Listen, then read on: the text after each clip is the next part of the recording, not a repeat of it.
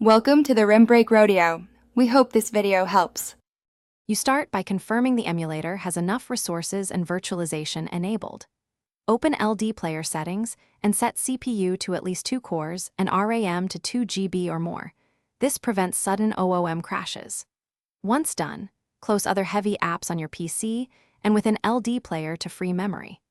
Make sure virtualization is active in BIOS because Ldplayer relies on VTX/AMDV for stability. Restart the emulator after these changes so settings take effect and avoid immediate app failures.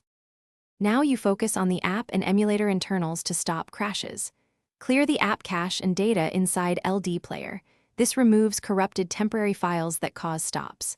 If problems persist, switch the emulator graphics renderer between DirectX and OpenGL because rendering conflicts often crash apps.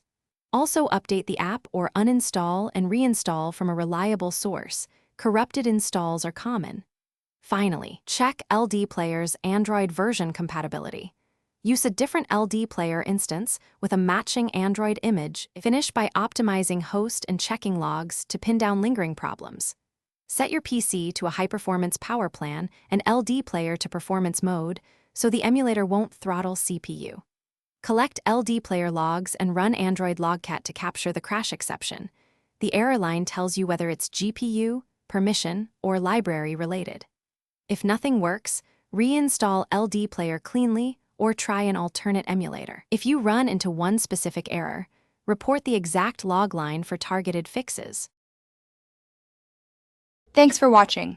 Consider subscribing if we helped you.